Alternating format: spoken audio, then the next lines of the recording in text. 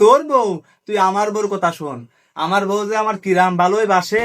আমি কোনো কিছু চাওয়া মাত্রই ও দৌড়ায় নিয়ে চলে আসে। ও চাওয়ার কথা কস, তোর তো তাও চাওয়া লাগে, আর আমি চোখ দিয়ে ইশারা করলে আমার বউ বোঝে কি লাগবি। এই থাম তো, তোরা কি সব গল্প করিস? আমার বর গল্প শোন। আমার বর গল্প শুনলি তোরা তো অজ্ঞান হয়ে পড়ে থাকিস।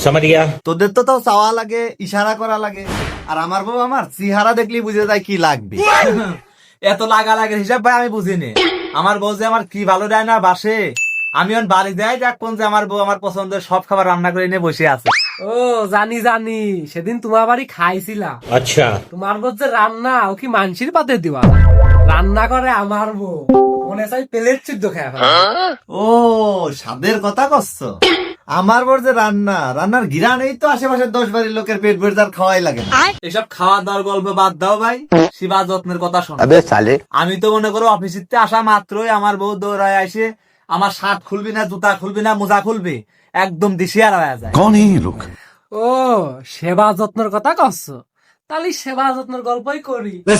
আমি ভাই মাটিতে আসার সাথে সাথে আমার বউ পাখা নিয়ে দৌড়ে চলে আসে, তারপর আসল দিয়ে মুখটা মুছিয়ে দিয়ে পাখায় দিয়ে সে কি বাতাস, কলিজাটাই ঠান্ডা হয়ে যায়। হায় রে শালার পাগলের দল রে, এইটুক যত্নেই তোরা এত খুশি? আমি তো মনে কর রাত 3-4টার সময় মাঝে মাঝে ঘুমিয়ে তুটে দিয়ে আমার বউ আমার পা টিপতেছে। আমি তো মনে কর এত সুখে আছি, পৃথিবীর মাঝে মনে হচ্ছে আমার একটা জান্নাত জান্নাত ফিল চলে আসতেছে। এই দেখো দাঁড়া, আমার বউ জান্নাত ফোন দিছে। হ্যালো বউ। আমের ঘরে গোলাম, তুই কনে যেয়ে মরছিস? এদিকে এক গাদা থালা বাসন পড়ে আছে, এগুলো কে মাজবে?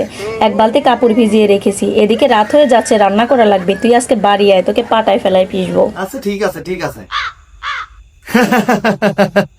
তোর ভাবি ফোন দিছিল বুঝছিস, বললো যে বাইলে মাছ দিয়ে রান্না করতে বলছিলাম সকালে, বললো যে রান্না করে বসে আছি, তুমি না আসা পর্যন্ত খাবো না। আমার আর বুঝিস না, আমার তো হাত দিয়ে খাতে দেয় না, খাওয়াই দেবে। যাই, অনেক কথাবার্তা হইলেও চলে যাই। ভালো থাক তোরা। এসব কসি আসলে কি ওর বউ ওর অত ভালোবাসে? কি জানি। আমি যে বললাম